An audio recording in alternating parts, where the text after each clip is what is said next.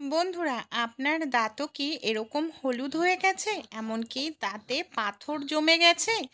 মুখ থেকে কথা বলতে গেলে ভীষণ বাজে দুর্গন্ধ বের হয়, এমনকি দেখা যায় যখন আমরা ব্রাশ করি দাঁত দিয়ে রক্ত বের হচ্ছে, মুখ থেকে বাজে দুর্গন্ধ, সেই সঙ্গে দাঁত একেবারে হলুদ হয়ে গেছে, সেই সঙ্গে দাঁতের মাড়িতে অসহ্য যন্ত্রণা, ব্যথা, এমনকি পাইরিয়ার মতো সমস্যাও দূর করে ফেলতে পারবেন এই ঘরোয়া রেমেডিটি যদি আপনারা ব্যবহার করেন। বন্ধুরা, একেবারে প্রাকৃতিক, দাঁতের কোনো ক্ষতি হবে না, দাঁতের পাথর দূর হবে, দাঁত হবে সাদা ধবধবে। আমাদের বাড়ির আশেপাশেই আমরা যে গাছটি দেখতে পাই বা আমরা নিজেরাও বাড়িতে লাগাই সেটা হলো পেয়ারা গাছ। আর আপনারা খোঁজ করলে বাড়িতে না থাকলেও আশেপাশে পেয়ে যাবেন। এই পেয়ারা পাতা কিন্তু ভীষণ উপকারী। জল দিয়ে পেয়ারা পাতাটাকে অবশ্যই আগে ভালো করে ধুয়ে নিন। তারপর একটি পাত্রের মধ্যে 1 গ্লাস পরিমাণ জল আমি দিয়ে দিয়েছি। আমি এখানে 4টে পেয়ারা পাতা ব্যবহার করছি। এর মধ্যে আমি দিয়ে দিচ্ছি 2টো লবঙ্গ। লবঙ্গটা কিন্তু অবশ্যই দিতে হবে।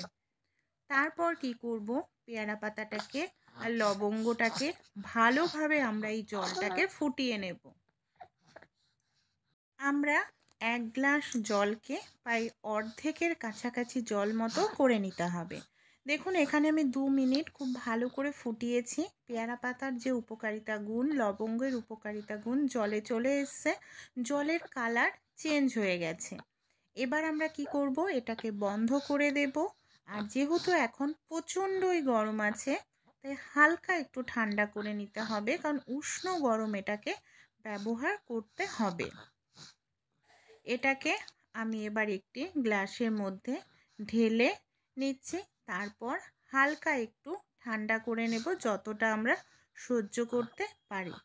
তাই এটা ঠান্ডা হতে থাক, সেই সময়টাতে আমরা আরও একটি রেমেডি তৈরি করে নিই। চলুন, যেটা আমাদের দাঁতের পাথর দূর করবে, দাঁতকে সাদা ধবধবে করবে। এখানে আমি নিয়ে নিচ্ছি রসুন। রসুন আমরা রান্নায় খেয়ে থাকি। তাছাড়া রসুনের মধ্যে রয়েছে প্রচুর অ্যান্টিঅক্সিডেন্ট, অ্যান্টিবায়োটিক গুণ, যেটা আমাদের দাঁতের ব্যথা কমাতে সাহায্য করে, দাঁতের ইনফেকশন দূর করে, পাইরিয়ার মতো সমস্যাও দূর করে, আর দাঁতের গোড়া যে ফুলে যায়, রক্ত বের হয়, সেই সব সমস্যা দূর করতে ভীষণ সাহায্য করে।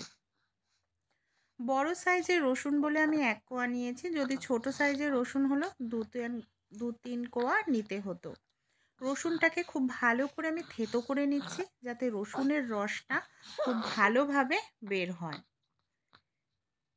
এর মধ্যে আমরা একটি জিনিস দিয়ে দেব, সামান্য পরিমাণ এখানে আমি দিয়ে দেব নুন। নুন কিন্তু বেশি দেবেন না, সামান্য পরিমাণই দিতে হবে। নুন যে কোনো ইনফেকশান দূর করতে সাহায্য করে, আমরা প্রত্যেকেই জানি। নুন দেওয়ার পর রসুনটাকে খুব ভালো করে মিশিয়ে নিলাম। চামচের মধ্যে এবার এই নুন মেশানো রসুনটাকে আমি তুলে নিচ্ছি। এটাকে ডাইরেক্ট এইভাবে আমরা ব্যবহার করব না। সবার প্রথমে রসুন আর নুনটাকে ভালো করে কিছু সময়ের জন্য একটু গরম করে নেব।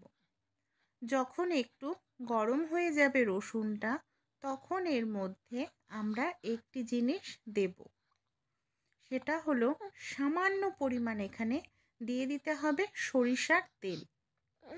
এখানে রিফাইন তেল নয়, সরিষার তেলও দাঁতের জন্য কিন্তু ভীষণ ভালো, দাঁতকে উজ্জ্বল সাদা ধবধবে করতেও সাহায্য করে। সর্ষের তেল দেওয়ার পর খুব ভালো করে এভাবে এটাকে আমরা গরম করে নিচ্ছি। এই দেখুন গরম হয়েছে, কারণ বুঝতে পারছেন তেলটা কিন্তু ফুটতে শুরু করেছে। এটাকে আমরা কিন্তু পুরোপুরি ভালোভাবে গরম করে নেব, যাতে কাঁচা একটি রসুনের গন্ধ সেটা যেন পুরোপুরি চলে যায়। এরপর আমি 2টো পেয়ারা পাতা নিয়েছি, পেয়ারা পাতা দুটোকে ভালো করে ধুয়ে নিয়েছি। এই যে পেয়ারা পাতার রস পাইরিয়ার সমস্যা দূর করতে ভীষণ সাহায্য করে। পেয়ারা পাতাটাকে ভালো করে আমাদের এইভাবে একটু থেতো করে নিতে হবে। এই দেখুন আমি একেবারে থেতো করে নিয়েছি। এবার এর মধ্যে যে রসুনটা আমরা গরম করে নিয়েছিলাম, সেই রসুনের মিশ্রণটা পেয়ারা পাতার মধ্যে আমি দিয়ে দিচ্ছি।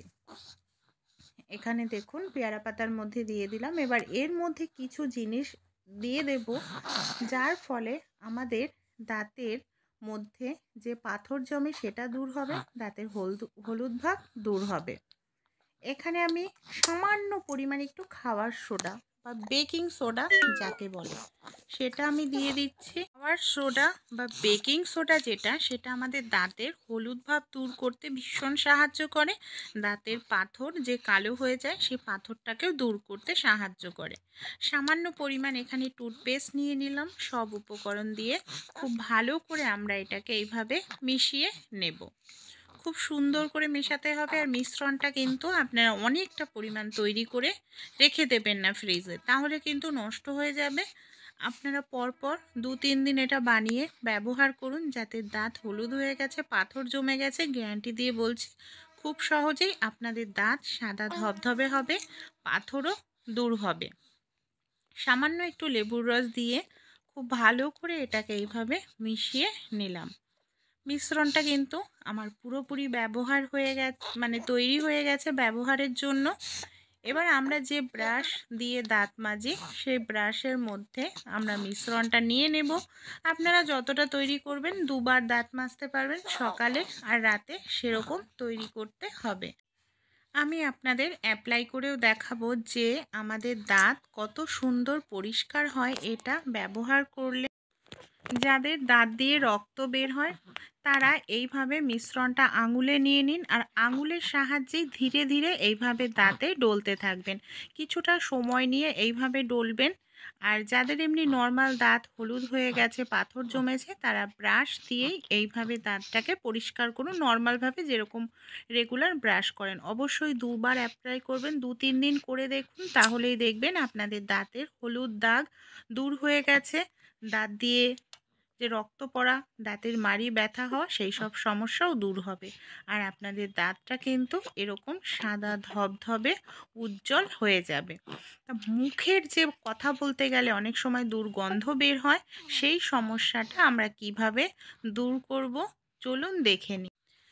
আমরা লবঙ্গ আর পেয়ারা পাতা দিয়ে যে জলটা তৈরি করে নিলাম, এই জলটা মুখে দিয়ে যদি আমরা 2 দিন পর পর কুলিকুচি করে নিতে পারি, তাহলে কি হবে, কুলিকুচি করলে মুখ থেকে কথা বলার সময় যে বাজে দুর্গন্ধ বের হয় সেই দুর্গন্ধটা দূর হবে। মানে মাউথ ফ্রেশের মতো কাজ করবে, মুখের জীবাণু ব্যাকটেরিয়া দূর করতেও সাহায্য করবে। ভালো লাগলে অবশ্যই আপনারাও কিন্তু ট্রাই করে দেখবেন এই ঘরোয়া প্রাকৃতিক রেমেডিটি।